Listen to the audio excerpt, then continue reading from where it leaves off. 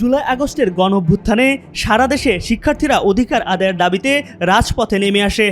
আন্দোলনের বারুদ ছড়িয়ে পড়েছিল দেশের প্রতিটি জেলা উপজেলা শহরে। তেমনি বাংলাদেশের দক্ষিণ অঞ্চলের জেলা পিরোজপুরেও পৌঁছে গিয়েছিল আন্দোলনের ছোঁয়া। জানা যায়, পিরোজপুর সরকারি সরোয়ার্দী কলেজের শিক্ষার্থীরা এই আন্দোলনের সূচনা করেছিল। সে সময় ছাত্রলীগ নিয়ন্ত্রিত ক্যাম্পাসে আন্দোলনের ডাক দেওয়া ছিল চরম ঝুঁকিপূর্ণ। সামাজিক যোগাযোগ মাধ্যমে আহ্বানের পর প্রায় ৩০ জনের অধিক শিক্ষার্থী ফেস্টুন ও প্লেকার্ড হাতে নিয়ে দেশের বিভিন্ন বিশ্ববিদ্যালয়ের শিক্ষার্থীদের উপর ছাত্রলীগ কর্তৃক সংগঠিত হামলা ও নির্যাতনের প্রতিবাদ করে।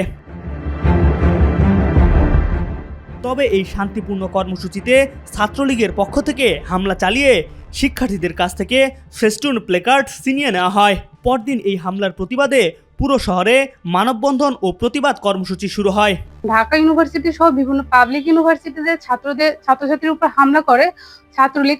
তখন মনে হচ্ছিল যে আমরা কেন ন্যাশনাল ইউনিভার্সিটি পিরোজপুর এমন একটা জেলায় যে সরকারি সোহরাওয়ার্দী কলেজ, আমরা চুপ করে বসে থাকবো। পুলিশ ও ছাত্রলীগের পক্ষ থেকে হুমকি পেয়ে শিক্ষার্থীদের পরদিনের পূর্ব নির্ধারিত কর্মসূচি পণ্ড হয়ে যায়। এরপর ছাত্রদল শিবির সহ জেলার রাজনৈতিক সচেতন মহলের সম্মিলিত প্রয়াসে আন্দোলন আরো গতি পেতে থাকে এবং 18 জুলাই সাধারণ ছাত্রদের পাশে থাকতে গিয়ে আমি কোনো পরিচয় গোপন না করে, আমার রাজনৈতিক পরিচয় গোপন না করে সরাসরি আমার পরিচয় নিয়ে সাধারণ ছাত্রদের পাশে থাকতে গিয়ে এই চত্বর থেকে, এইখান থেকেই আমাকে তখন পুলিশ গ্রেপ্তার করে।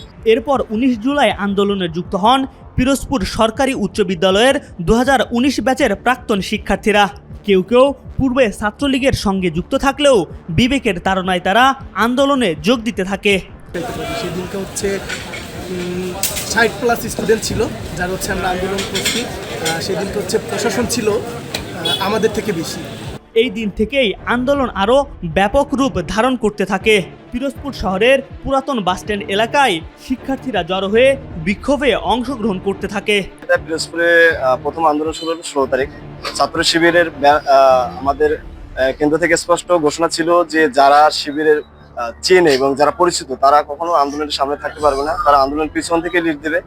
কেউ কেউ আন্দোলনে যুক্ত হয়ে হুমকির মুখে পিছু হটেন, কেউ আবার নতুন উদ্যমে যুক্ত হতে থাকেন। ছাত্রলীগের কয়েকজন পোস্টধারী নেতাও এ সময় পদত্যাগ করে আন্দোলনে যোগ দেন। ঠিক এরকম একটা দিনে গত বছর আমি পিরোজপুর জেলা ছাত্রলীগের যুগ্ম সাধারণ সম্পাদক ছিলাম পৌর ছাত্রলীগের, এবং পিরোজপুর 8 নং ওয়ার্ডের 7 নং ওয়ার্ডের সভাপতি হিসেবে ছিলাম 8 নং ওয়ার্ডের। সেখান থেকে তৎকালীন সময় বাংলাদেশে যে গণ অভ্যুত্থান চলতেছিল সেখানে সাধারণ মানুষের পাশে দাঁড়ানোর জন্য, সাধারণ ছাত্রদের কাতারে আসার জন্য আমি আমার পদ থেকে পদত্যাগ করি। এরপর ইন্টারনেট বন্ধ, কারফিউ এবং ছাত্রলীগের হুমকির মুখে আন্দোলন কিছুটা স্তীমিত হলেও 31 জুলাই থেকে আবার নতুন উদ্যমে আন্দোলন শুরু হয় পিরোজপুর শহরে। এবং আমি মঠবাড়িয়া যাই। মঠবাড়িয়া বাংলাদেশ ইসলামী ছাত্র শিবিরের উপজেলা সভাপতি আবু সালে ভাই এবং সাইফুল ইসলাম রাকিব ভাই, এই দুইজনের নেতৃত্বে 2 জন এবং আমি, এই 3 জনের ছাত্রদেরকে সংগঠিত করে আমরা 3 তারিখে একটি সমাবেশ আন্দোলন করি, মিছিল করি। পিরোজপুর সদরের রাজপথে শিক্ষার্থীদের আন্দোলনের সাথে 4 আগস্ট বিএনপি, জামাত ও সাধারণ জনতারা অংশগ্রহণ করে হাজার হাজার মানুষ পিরোজপুরের রাজপথে নেমে আসে। তাদের ওপর হামলা করে আওয়ামী লীগ ও তার অঙ্গ সংগঠন। বেশ কয়েকজন শিক্ষার্থী ধারালো অস্ত্রের আঘাতে গুরুতর আহত হন। আমি আন্দোলন থেকে ফেরার পথে ছাত্রলীগের অতর্কিত হামলায় আমি আহত হই। আমার উপর হামলা করে চাইনিজ কুড়াল, রামদা এগুলো নিয়ে, এবং আমাকে পিঠে হাতে কয়েক জায়গায়, শরীরের বিভিন্ন জায়গায় আমাকে কুপিয়ে জখম করে। এরপর আসে ঐতিহাসিক সেই 5 আগস্ট। সারা দেশের ন্যায় পিরোজপুরেও আন্দোলন চূড়ান্ত আকার ধারণ করে। তৎকালীন প্রধানমন্ত্রী শেখ হাসিনা পদত্যাগ করে দেশ ত্যাগ করলে পিরোজপুরে আওয়ামী লীগের নেতাকর্মীরাও পালিয়ে যাওয়ার খবর পেয়ে পিরোজপুরের রাস্তায় নেমে আসে শিশু, বৃদ্ধ সহ হাজার হাজার জনতা।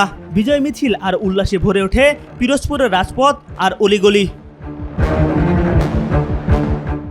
নিউজ ডেস্ক, আজকাল।